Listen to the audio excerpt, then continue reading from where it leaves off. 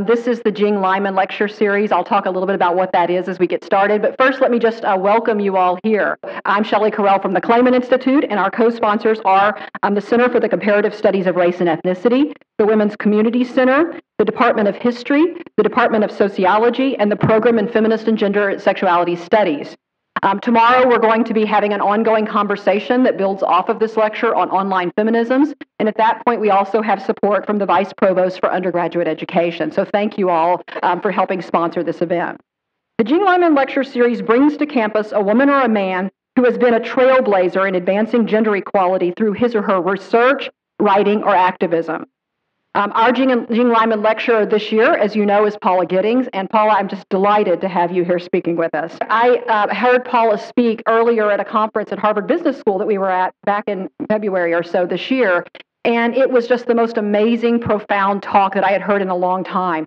And when I finished hearing that talk, I left and came back and said, we've got to get her to Stanford. I want everybody here to get to hear the wonderful words that you had to say. So I was really glad she agreed to join us. I'll introduce her more fully here shortly, and I also want to share with you why I think she's the perfect person to deliver this year's lecture at this point in U.S. history. But first, let me say a little bit about Jing Lyman, for whom the lecture is named. There's some pictures. For those of you who know her, it's always nice to get to see her smile. Jing Lyman was a lifelong feminist who connected, fueled, and inspired the women's movement at Stanford and beyond. She played an instrumental role in creating what is now the Clayman Institute for Gender Research. And this year we're celebrating our 40th year at the Clayman Institute. I see some of you are wearing the 40th pins. And that's quite remarkable, right? If you think about in 1974, people weren't just routinely founding gender research institutes. This is one of the oldest in the country. And so that was 40 years ago, and Jing was instrumental in getting that going. Jing was the wife of Dick Lyman, who was Stanford's president in the 1970s, and she boldly used this influential role to secure the funding necessary to ensure the Institute got off to a successful and productive start. She remained an active member of the Institute, serving on our advisory council and helping guide the Institute's directions over 4 decades until her passing late last year. She was also a firm believer that the women's movement needed to include all women. Her influence extended beyond the Stanford campus. She described herself as a career volunteer, and she worked on a diverse array of social issues, including battling local discriminatory housing ordinances that they were trying to pass in the 1960s in Palo Alto. She became a national figure in the area of community development and women's economic empowerment, and she worked to increase philanthropic funding for programs that benefit women and girls worldwide. Reflecting on her life, she remarked that she had the ability to, quote, get people from different walks of life, perspectives, ethnicities, and genders together to serve valid community purposes over the long term. So in sum, she was very skilled at creating alliances. In many ways, Professor Giddings is the ideal person to deliver this year's Jing Lyman lecture. As research has shown, at this point in time in our history, the gender revolution is stalled. What I mean is after periods of seeing sort of rapid increases on the road to equality in the 70s and the 80s, once we hit the mid-1990s, we've become stuck, seeing no further progress. You can see this if you look at the gender wage gap, which narrowed appreciably over the 70s and 80s and has now kind of stayed where it is. You can see this with the movement of women into leadership, progress, and then stall. The pattern is actually well documented at this point in time. What is less clear is why are we stuck, and more importantly, how can we start moving forward? I think Professor Giddings' work suggests an answer. As her historical analysis reveals, the periods where we have made progress are periods where women have worked across racial lines. Yet this has often been harder than perhaps we would have imagined. So the question is why, and how can we move forward to create and sustain alliances? I firmly believe, drawing on Giddings' work, that we can gain traction on these questions by examining the intertwined history of the feminist and civil rights movements through the eyes of activists who are often caught up in what I've heard Professor Giddings refer to as the false dichotomy of race and sex. That is, you're working on racial equality or gender equality, as if those were separate things. In my judgment, Paula Giddings provides the most extraordinary telling of that history. If you have not had the chance to read her books, I highly recommend When and Where I Enter, The Impact of Black Women on Race and Sex in America. This book was first published in 1984, and I think it's just as profound today. I know I first read it when I was an undergraduate, and it really shaped my emerging sense as a gender scholar and understanding how gender and race are intertwined with each other. Through her work and her historical analysis of Black women in the U.S., we see very clearly that race and gender are deeply intertwined. In the 30 years now since When and Where I Enter has been published, that's hard to believe. It's hard for me to believe either because I was an undergrad. Scholarship on intersectionality has certainly increased, and thanks to Giddings and the people who have followed her, most gender scholars understand, at least as a theoretical matter, that race and gender are intertwined at both the institutional and the individual level. So we increasingly know, for example, that we're all raced, white people as well as people of color, that we're all gendered, and we're raced and gendered simultaneously and synthetically.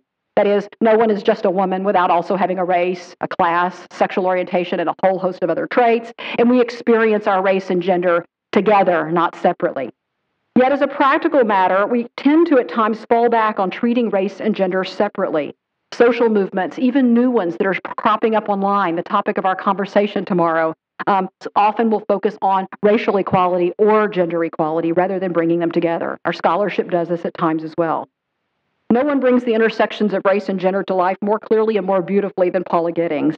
And I think by highlighting the moments of history where women have effectively worked across racial lines, she highlights the power and the possibility of forging alliances. I want to just give a bit more background about Paula, and then I'll turn the stage over to her. Paula Giddings is the E.A. Woodson 1922 Professor of Afro-American Studies at Smith College. She's also taught at Spelman College, where she was a United Negro Fund Distinguished Scholar. She taught at Douglas College Rutgers University, where she was the chair in women's studies, and she's taught at Princeton and Duke University. She's published 3 books on the social and political history of African American women. In addition, she's a frequent contributor to The Nation magazine and is published widely in media outlets, including the New York Times and the Washington Post. I find it especially impressive that Giddings takes history into the popular press to help us understand our current social problems and to suggest solutions for moving forward. Today, her talk is entitled History Retold, Women, Race, and Movements for Social Change. And I think with that talk, she's the perfect person to help us think about how we might build the alliances necessary to move beyond the stalled gender revolution. Paula, I welcome you to the stage.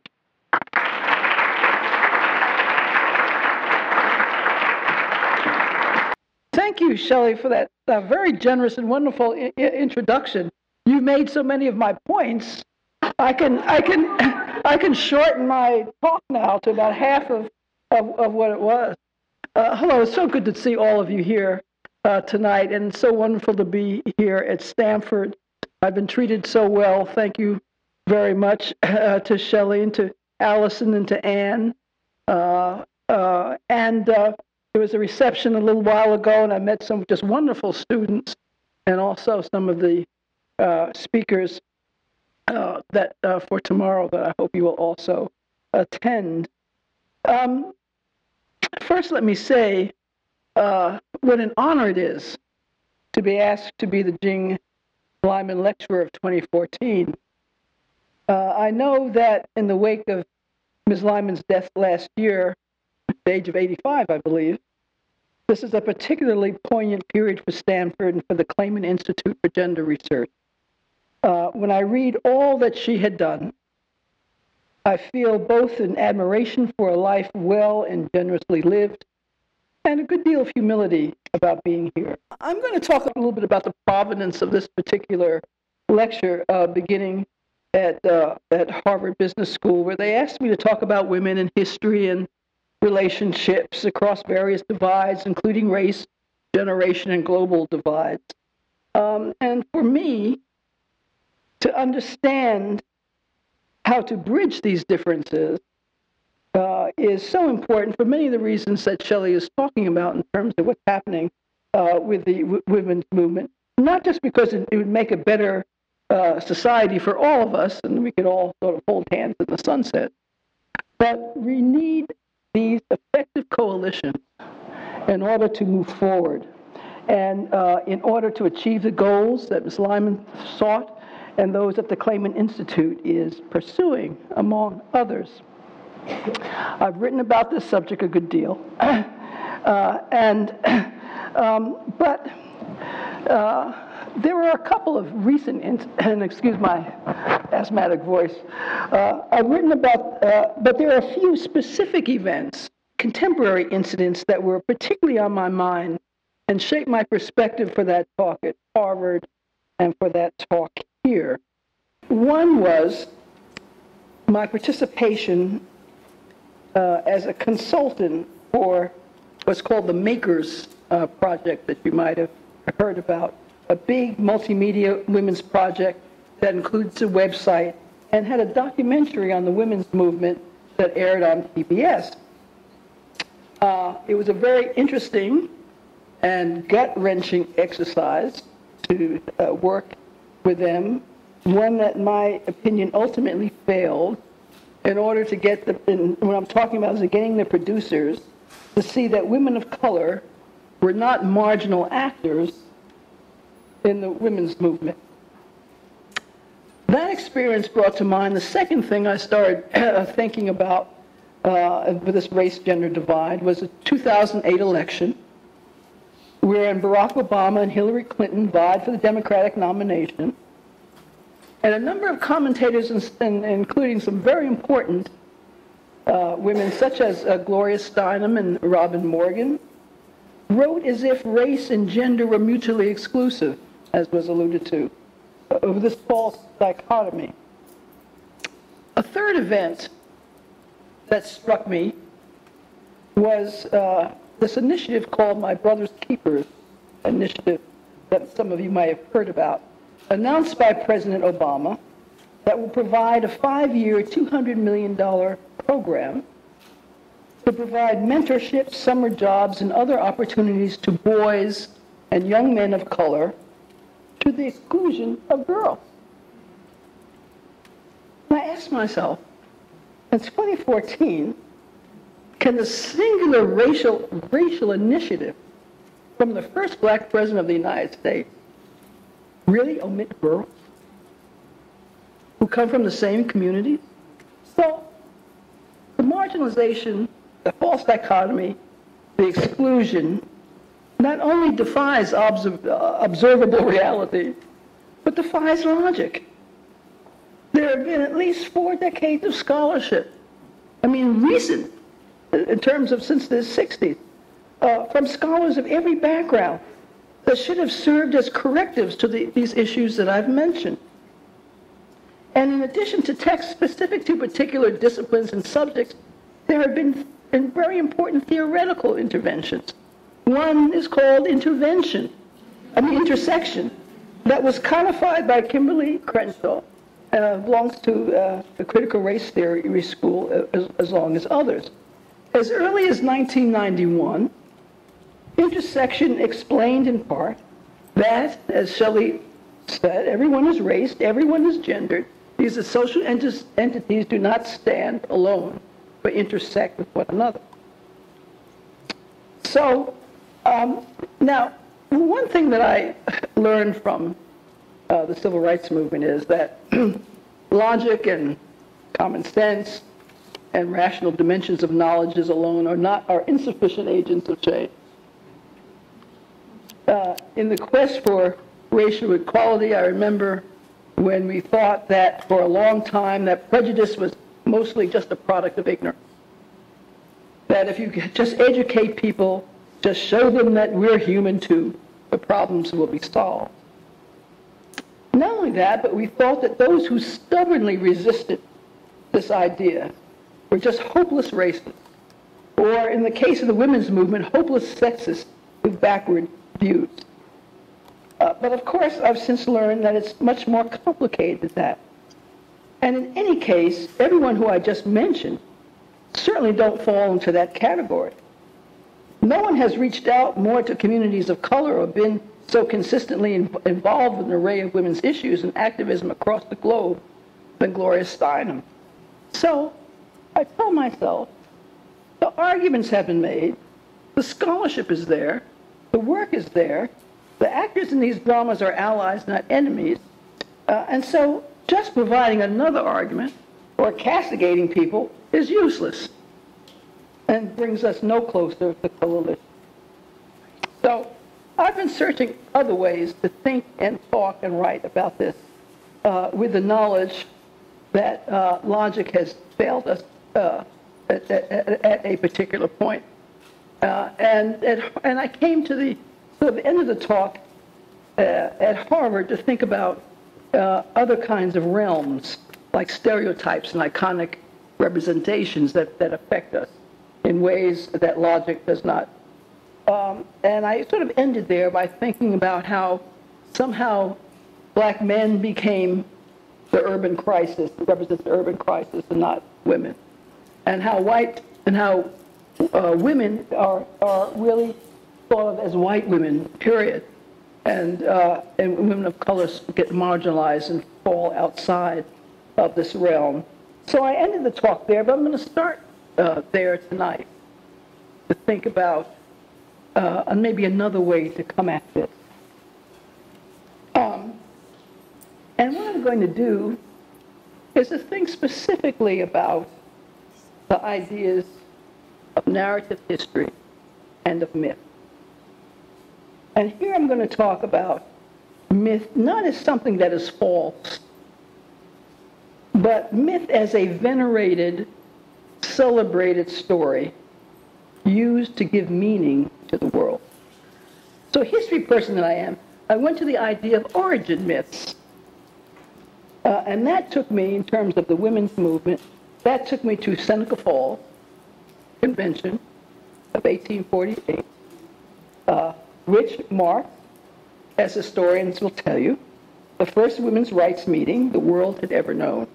That meeting, in turn, was the beginning of the first wave women's movement that culminated in the passage of the 19th Amendment giving women the vote. And here I'm going to use I use the word story with particular intention, because it is a narrative.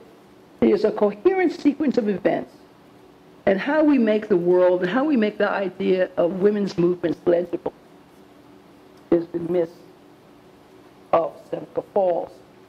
The plans for the Seneca Falls Convention were initially made by Elizabeth Cady Stanton and Lucretia Mott, who met in London in 1840, where they attended the World's Anti-Slavery Convention there. However, on this occasion in 1840, British abolitionists refused to seat the women delegate. Incensed by this exclusion, Stanton and Mott planned a protest meeting back in the States. 8 years later, the meeting takes place at the Wesleyan Chapel in Seneca Falls. As many of you know, a notice was published in the local paper for the meeting, which was to, quote, discuss the social, civil, and religious condition and rights of women. But then one of the participants, Charlotte Woodward, noted as she was making her own way to the convention site, quote, as we reached different crossroads, we saw wagons coming from every part of the country. And long before we reached Seneca Falls, we were a procession. And you can just see this as the women see each other in these crossroads, and they come together into Seneca Falls and the chapel. Woodward, by the way, was the only participant of Seneca Falls to live long enough to see the passage of the 19th Amendment. Now, if I can name drop, I'm going to name drop, but this goes to the veneration of the story. In 1998, a small group of scholars were invited to have dinner with Hillary Clinton at the White House. I was among them, to kick around ideas for a speech as she was going to give at the 150th anniversary of the Seneca Falls Convention. She was First Lady then. I had reminded her of that wonderful image of Woodward, that Woodward spoke about.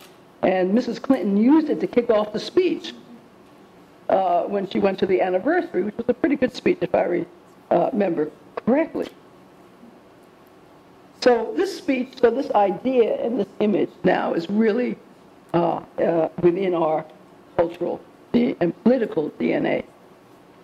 The 200 women and 40 men who attended the convention produced the Declaration of Sentiments and Grievances, which was the basis for 12 resolutions that called for equal rights for women. The only resolution that did not pass unanimously was the one for women to secure the vote.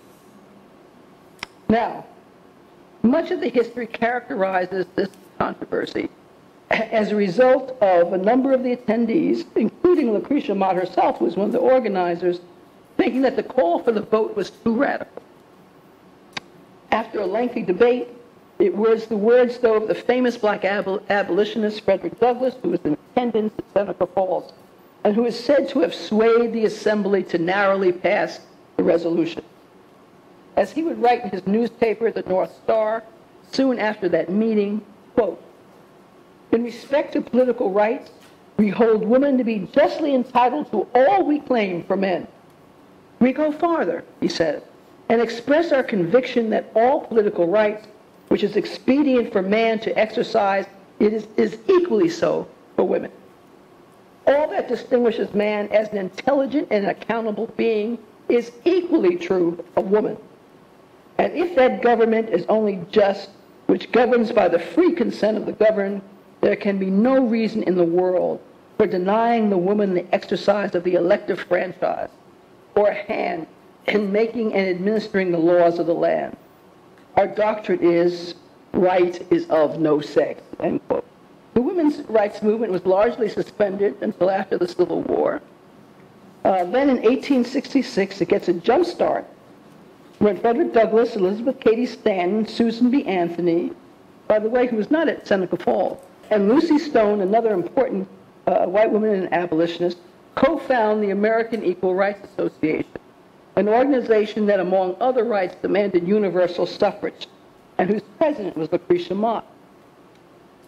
But the seams of the division begin to appear that year when the Senate passed the 14th Amendment that has the famous Equal Protection Clause, but also defines citizenship as male in the U.S. Constitution for the first time. The passage put women's citizenship and legal standing into question. Hoping that they would settle the question of black and women's rights through the electorate, members of the AERA traveled to Kansas in 1867, where two separate referenda was up for a vote, one for the enfranchisement of women, the other for the enfranchisement of African American men. Members of the AERA went to Kansas to canvass the state and campaign for both of them. They appealed to the Republican Party for help, but the party would not endorse women's suffrage. The party of Lincoln would not endorse women's suffrage. In fact, they became downright hostile to the idea of women's suffrage, the Republican Party, fearing that it would get in the way of the enfranchisement of black men, and the Republicans needed that vote in some close elections in that period.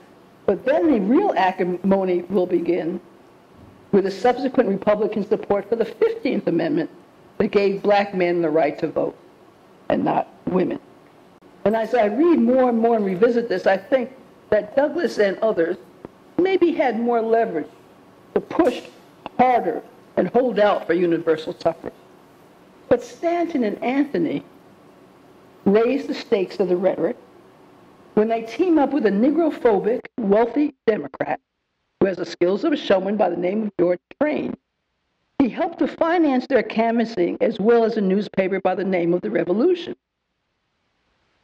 In their suffrage campaigning, Stanton said things like this, quote, "So long as he, the black man, quote, was lowest in the scale of being, we were willing to press his claims. But now, as a celestial gate to civil rights is slowly moving on its hinges, it becomes a serious question whether we had better stand aside and see Sambo walk into the kingdom first." So this is how she characterizes the debate now that's going to go among the abolitionists if they're going to support the passage of the 15th Amendment. The debates around this issue are some of the most passionate you will ever read. They were fraught and they were agonizing. Anthony and Stanton leading the way on one side, Douglass, Lucy Stone on the other, of supporting the 15th Amendment. Black women take part in the debate as well. This is when, period when Sojourner Truth makes her historical entrance. As she talks about suffrage. Now, she, of course, agrees with Stanton and Anthony. Quote, "If the colored men get their rights and not colored women theirs, you see the colored men will be masters over the women, and it will be just as bad as before, she says. And before, she means slavery. She also mentions that white women are smarter than colored women, that black men were idlers. Fred, of course, criticized the epithets that were being circulated. And he gives a very famous speech at one of those equal rights meetings in that debate. And he says, "I do not see how anyone can pretend that there is the same urgency in giving the ballot to the woman as to the Negro. With us, the matter is a question of life and death. When women, because they are women, are hunted down through the cities of New York and New Orleans, when they are dragged from their houses and hung upon lampposts, when their children are torn from their arms and their brains dashed out upon the pavement, when she is an object of insult and outrage at every turn, when they are in danger of having their homes burnt down over their heads, when their children are not allowed to enter schools, then she will have the urgency to obtain the ballot equal to our own."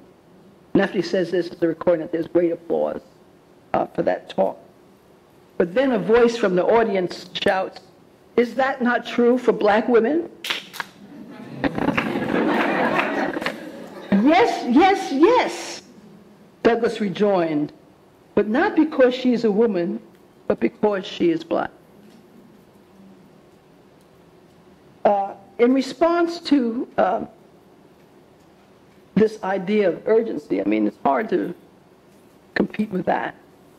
But what Anthony does is change the whole framework of the argument. If, she says, you will not give the whole loaf of suffrage to the entire people, give it to the most intelligent first. Applause for that one, too. If intelligence, justice, and morality are to have precedence in government, let the question of woman be brought up first and that of the Negro last. Applause. So what Anthony does is to put virtue against urgency and intelligence against incompetence to argue for the votes. We do know the 15th Amendment passes, and Stanton has this reaction. The Republicans have, with one hand, lifted up 2 million black men and crowned them with the honor and dignity of citizenship. With the other, they've dethroned 15 million white women, their own mothers and sisters, their own wives and daughters, and cast them under the heels of the lowest orders of manhood.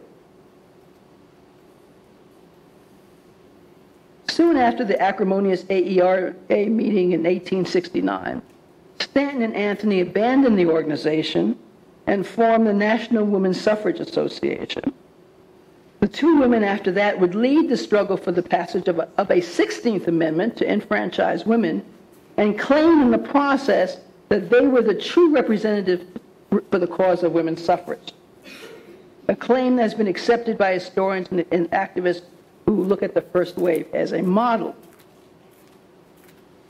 Now, one of the things that's so interesting and that I've thought more about since I've written about this myself and adopted the same scenario, narrative, is that one of the interesting aspects of this history, I mean, it's so easy to call them racist and classist, elitist, but it's complicated. You know, one of the interesting aspects of the story is that despite this terrible rhetoric, Stanton, and especially Anthony, were among the few, and Frederick Douglass even mentions this in the heat of the debate, they're among the few white reformers that who socialized with African Americans as equals, you know, who helped a number of black causes. Anthony is a great supporter of Ida B. Wells, my hero, the anti-lynching activist when Ida Wells had few allies. Wells disagreed with Anthony's suffragist strategies, of course, and told her so. Amazingly, they could talk that way. Nonetheless, Wells also tells the story of being at Anthony's home, during her anti-lynching campaign tour. And there's an incident at the home. If you've read Ida B. Wells, you've read this, when Anthony says to her secretary, who's working for her to help Ida Wells with something, and the secretary says she doesn't work for black people. And so Anthony fires the secretary right there on the spot. Even more telling, I think, is that Frederick Douglass's family requests that Anthony eulogizes him upon his death in 1895. So there's a lot going on here. I mentioned some asides to the story about Stan and Anthony and sense of social equality, but the narrative that I talked about here and recounted and recited, and that's so widely accepted, comes almost wholly from Stanton and Anthony themselves. And it's been reiterated again and again as the beginning and the evolution of the women's rights and women's suffrage movement. The narrative comes from the magisterial 6-volume, 5,700-page history of women's suffrage, written between 1881 and 1922. The two suffragists were the lead editors, and they even provided for its continuation long after their deaths. Stanton dies in 1902, Anthony in 1906. The book is written between 1881 and 1922. In the introduction, Stanton and Anthony wrote, "We hope the contribution we have made may enable some other hand in the future to write a more complete history of," listen to this, quote, "the most momentous reform that has yet been launched on the world. The first organized protest against the injustice which has brooded over the character and destiny of one half the human race." So let's back up a second and see what the story, this origin myth, tells us in terms of trying to understand the women's movement. And let me also just remind you about the function of the origin myth. The origin myth explains how a new reality came into being, and it justifies the established order, because there's something almost sort of sacred around the idea of the origin myth. So let's think about what this origin myth has told us. First thing it told us was that it was conceived in 1840 as a result of the exclusion and the hostility of abolitionists, those male abolitionists, those fighting for the freedom of blacks towards women and women's rights. Frederick Douglass may be an exception to this, but of course he will be responsible for the worst betrayal of all around the 15th Amendment, and much of he's very present in this history of women's suffrage. Black women are not present at Seneca Falls and are marginal to the founding of this so-called momentous reform that has been launched on the world. Their main role in the history of women's suffrage is to support the idea of black men as potential tyrants, as Sojourner Truth does, as well as their lack of character and undeservedness of citizenship. By the way, and I think a lot of you know this, but I always get a pleasure out of telling it. Sojourner Truth, is from Dutch-speaking New York. She doesn't do this and that. So there's lots of manipulation of text here. And even though there's lots of primary sources and all in this history of women's suffrage, there is a narrative that comes out of it that is making meaning out of the movement. Truth has whole speeches within the text. Frances Ellen Harper, I mentioned a few lines which sort of confirmed the idea that black women sided with the race argument. But there's an important speech of Frances Ellen Harper that does not get into the history of women's suffrage in that 1866 meeting, that though much of the other speeches are there. But Harper doesn't make the cut. And the theme of Harper in her speech there is that black rights and women's rights were, quote, all bound up together. The two sides representing the debates over the 15th Amendment were not divided neatly between race and gender lines. Black men and white men, black women and white women were found on all sides of this issue, and some, like Harper, understand this intersection. Frederick Douglass doesn't really help the matter that much, even though that's a fine speech. But his speech subsumes black women into the category of race. There's no distinction around their gender or their experiences, as if their identity is not important. So, and thank you for bearing with me. I go through all of that, begin to think about why we think certain things we do around these contemporary issues that I mentioned. You know, when I was going back and forth with the producers of the Makers documentary of the women's movement, I couldn't understand the resistance to including certain women of color and not others. So after a lot of grappling, I finally asked them to send me a list of the women they wanted to include. The list included names. They gave me a list of names under two columns. One column was feminist, all white women. The other column was civil rights activists, all black women. Part of this, these people are not stupid. There is a contour, the narrative, of the origin narrative that we have internalized of this separation of race. It's not the only reason, of course, we're separating. A lot of work is, we know there are other issues involved. But I think the way we read history is also very important to this. Then I understood, once I got those lists, why black feminists, or why feminists of color, including activist intellectuals and others who weren't active in the civil rights movement, why there was no place for them in this narrative. There was no category for them. And there was no way I could talk them through it. Those in the White House who defended President Obama's initiative, My Brother's Keeper, excluded black girls, kept telling us that the issues and concerns of girls were taken care of in the White House Council of Women and Girls. You know, this little...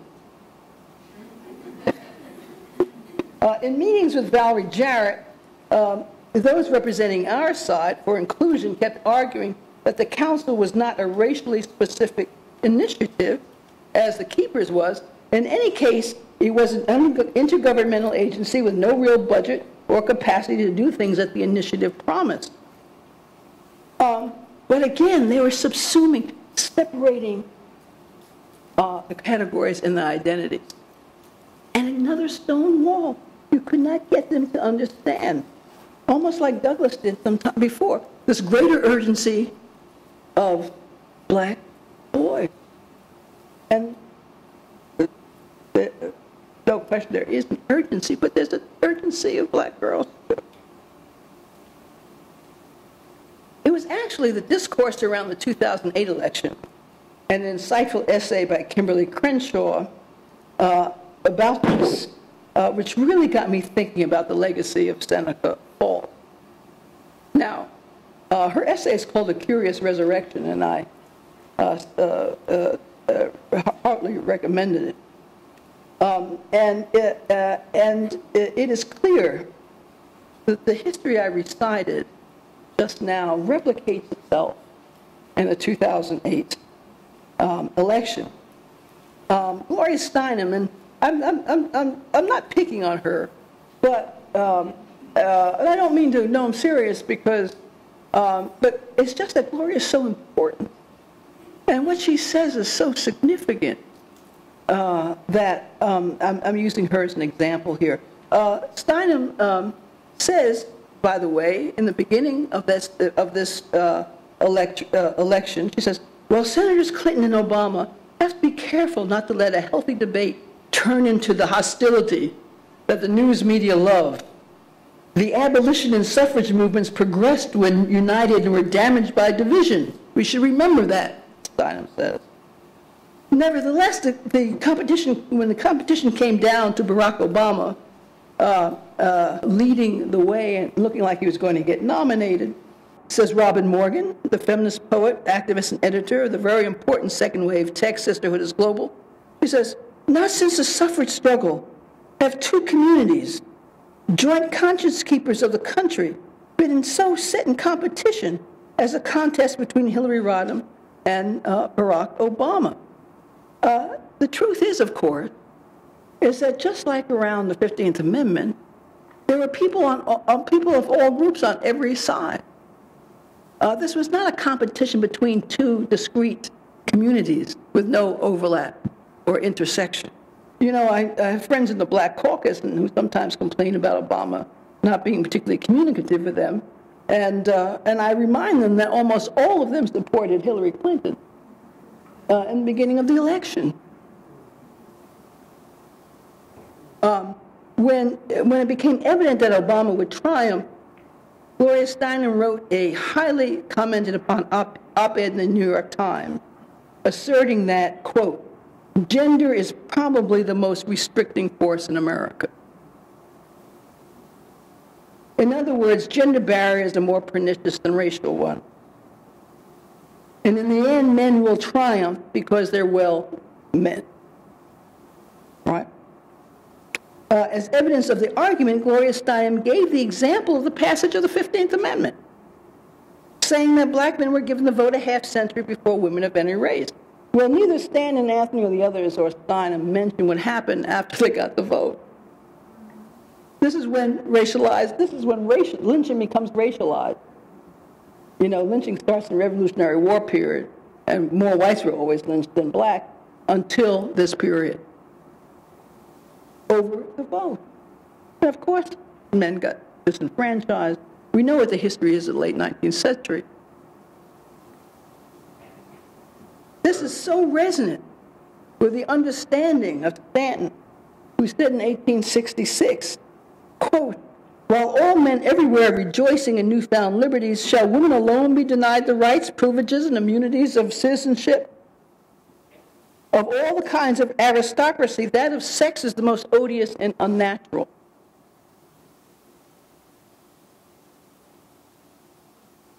Then finally, Steinem poses in this op-ed that if a black woman who she identifies as Akala Obama had the same credentials as Barack Obama, would she have had the meteoric rise that Obama had? No, but not because she was a woman, if I may paraphrase, but because she was a black woman. I mean, let's look at the privilege that Clinton had in terms of race, that Shelley was talking about, in terms of being married to the governor of Arkansas, who's a pretty good politician. Where is the white privilege here?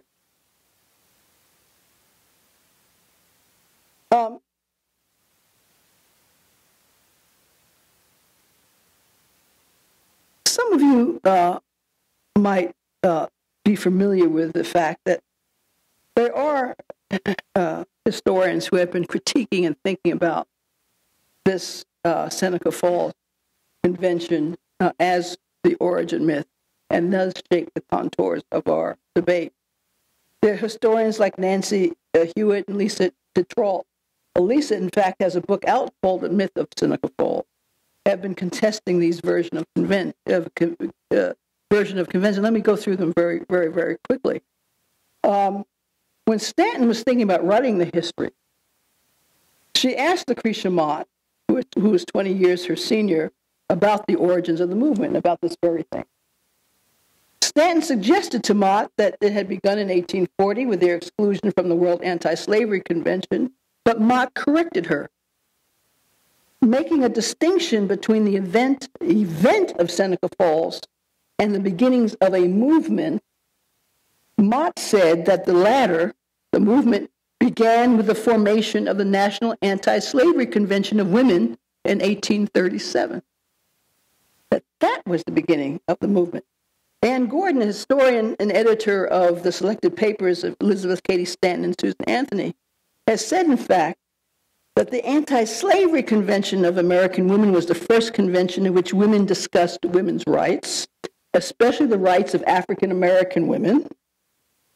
The 1848 Seneca Falls Convention was the first convention of women devoted exclusively to women's rights, and promoted decades later by Stanton as that. But in terms of discussion of women's rights, Mott, he says, is correct.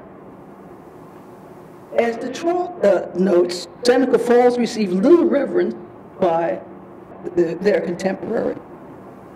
Delegates of the 1853 National Rights Convention rejected the declarations of Seneca Falls. Mott's diary in 1840 makes no causal connection between the call for Seneca Falls and the anti-slavery convention in 1840. And later, when I mentioned that Stanton and Anthony dropped out of the AERA to form the new organization, there's also a rival organization by those for the 15th Amendment that draws much larger crowds than Stanton and Anthony. Let me end with this, and just as something to think about. The 1837 convention in New York City, organized by Lucretia Mott, who is a very interesting figure, who is among the very small minority, as one historian says, who attempt to bridge the social and psychological gap between the two races. Mott engages with a diversity of reformers, not just whites, including black women like Maria Stewart, for example, who we know, as some of you know, is the first American-born woman that we have documented makes a speech in public long before Seneca Falls, and who talks about both abolition and women's rights, right? Before traveling to the Seneca Falls Convention, Lucretia Mott stopped to talk to the Seneca Indian women, the Native Americans, who are struggling around the issue of federal lands taking the Seneca lands and the culture changing from a matrilineal as a result to a patrilineal one. She's talking with them about that. In fact, if we broaden that lens in that period, and we broaden it away from just suffrage, we see that many women saw the vote as just one among lots of other important issues. Chicana feminists were struggling with the new status of Mexican women after the U.S. takes Mexican territories. Irish women sent in larger and larger numbers from Europe, because it's the period of the potato famine, are struggling in the U.S. They're the mill girls in New England. The seamstresses were striking in New York City. Other people were talking about all of these things as well as suffrage.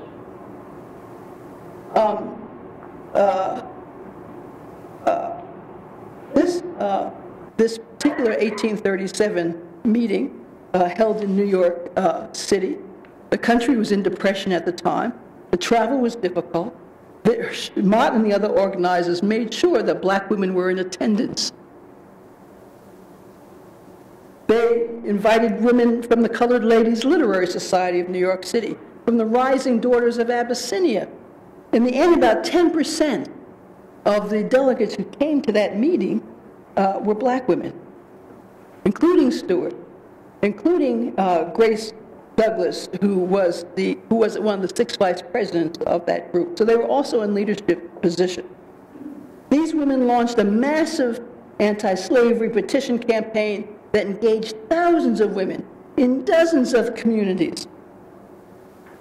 And for many, this was the meeting that provided the foundation and important networks for those with combined interests in racial justice and rights of women across race, ethnicity, and class lines.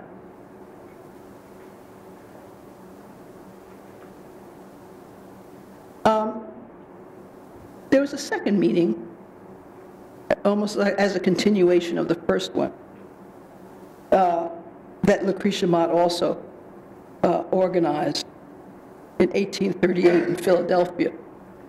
And there is an image here that really becomes very much like, a very poignant image, very much like the one of women convening for Seneca Falls. But this one I like even more, and I'm going to leave you with it. This meeting, which took place at Pennsylvania Hall, the participants in this meeting had even more black women than the previous one. There were men at this meeting, and as a result, not only of the issue of abolition, but of blacks and whites, men and women being together, a mob quickly formed outside of Pennsylvania Hall. People describe how the participants soon heard a noisy throng and then a shower of stones and the sound of windows shattering. Eventually, there was a constant roar from the mob around the hall, and shouts and curses aimed at especially the black women inside. As a female delegate declared, the women had not come all that way to Philadelphia to have to go out the back door. To protect one another, they linked arms and passed out of the front of the building, two abreast, amidst a stunned mob who parted just enough for them to leave from the front door. But that night, Philadelphia Hall burned down to the ground. The women were not deterred. They attempted to meet in the nearby Temperance Hall in Philadelphia for the second day's meeting, but they weren't allowed to inside of the hall because of the fear, the owners feared of the violence. So Sarah Match Douglas, a black abolitionist school teacher who was that vice president, as I mentioned, despite great peril, offered her schoolroom for the day's meeting in Philadelphia. In that schoolroom, the women had one of the fullest sessions of the convention, noted a historian of the period, passing 15 resolutions, including one that said this, quote, "The burning down of Philadelphia Hall was a part of the spirit of slavery, but that they hoped that the flames that had burned down the hall would in the future light the fires of freedom." Now, that's an origin myth that I could love. Thank you very much.